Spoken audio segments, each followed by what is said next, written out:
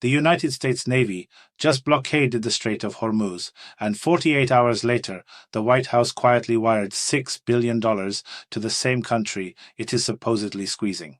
You read that right. The Pentagon is stopping ships while the Treasury is sending checks, and nobody in Washington wants to explain the contradiction on camera. In today's podcast, we will walk through how that $6 billion payment happened, why every American airline is planning for route closures, why Britain and France told Washington they will not join this blockade, and at the very end, why Hungary just rewrote the map of Europe overnight. Stay with me until the final block, because what happens in Budapest tells you more about American power than anything in the Gulf. And listen, if you find any value in what I am doing here, please hit that like button and subscribe. I do this research myself. I verify every quote. I fact-check every number, and honestly, your likes and comments are the only reason this channel gets shown to anyone new.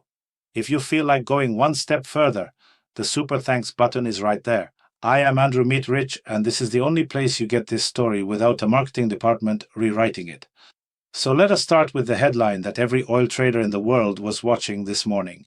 The president went on air and announced that the United States Navy will begin intercepting every single vessel trying to enter or exit the Strait of Hormuz. Not tankers paying Iranian tolls, not smugglers, every vessel. He called it a response to what he described as illegal tribute Tehran extracts from passing traffic. Sounds tough, sounds decisive, but here is where the story gets really interesting. Within hours, London told Sky News the Royal Navy will not participate. Not will consider, not will study, will not participate. Paris followed. Two of the most reliable military partners Washington has had since the Cold War politely stepped off the boat.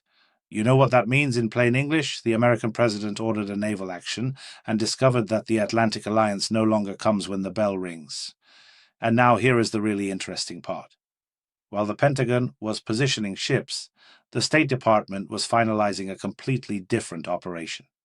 According to Iranian officials quoted by multiple outlets, Washington agreed to release roughly $6 billion in Iranian assets that had been frozen in escrow in Qatar.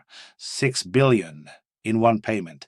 Officially, the money is tied to humanitarian imports. Practically, money is fungible, which means every dollar released for food and medicine frees up another dollar somewhere else in the Iranian budget. That other dollar can buy whatever the government wants it to buy. So let me ask you a simple question.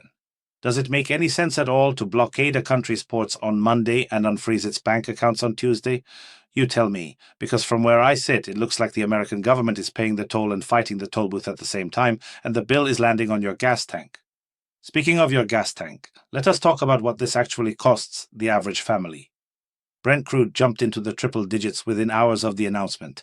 Marine insurers in London quietly suspended new war risk coverage for any vessel transiting the Gulf, which means tanker operators now either self-insure or turn the ship around.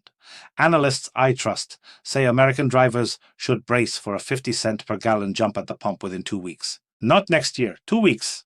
That is not a forecast, it is a countdown. And here is the part most news anchors are not telling you. Real wages in America, meaning paychecks after inflation, have now fallen for 3 months in a row. Credit card delinquencies for households earning under $75,000 are at multi-year highs. Subprime auto loans are starting to default in clusters, so a gas price shock right now does not hit a healthy consumer, it hits a consumer who is already down on one knee. This is the stagflation trap the financial press refuses to say out loud. The Federal Reserve cannot cut rates without fueling inflation, and cannot raise them without crushing the household. There is no good option left. By the way, this is a great moment to remind you to smash that subscribe button and leave a comment telling me where you are watching from. The algorithm pushes this channel only if you engage. And if you have been watching me for a while without subscribing, this is your sign. I need your help to keep this independent. Now look, the political fallout inside America is just as ugly. The president went online this weekend and personally insulted Tucker Carlson, Megyn Kelly, Candace Owens, and Alex Jones, calling them, and I quote, low IQ losers and psychos for opposing the Iran escalation. These are four of the loudest voices in his own coalition. Combined, they reach tens of millions of the exact people who voted him back into office. When a president attacks the commentators who built his movement, that is not a palace argument, that is a coalition breaking open in real time. And you can bet every midterm fundraiser in Washington just started sweating.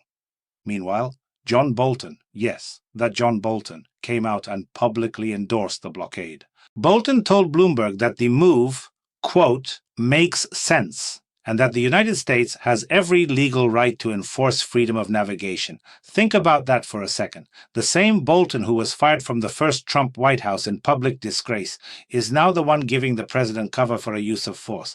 When the most hawkish voice inside the Beltway says yes, the guardrails come down. Historically, every time Bolton endorses a military move, what follows is escalation, not an exit ramp.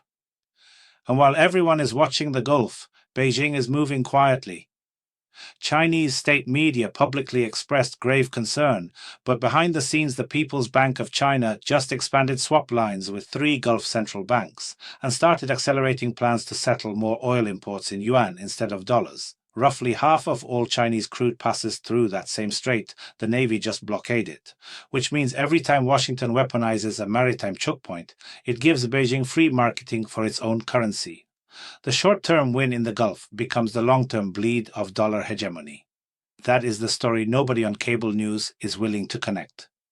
And on the consumer side, American airlines are already bracing. Delta, United, and American held emergency operations calls this weekend. Gulf airspace closures are on the table.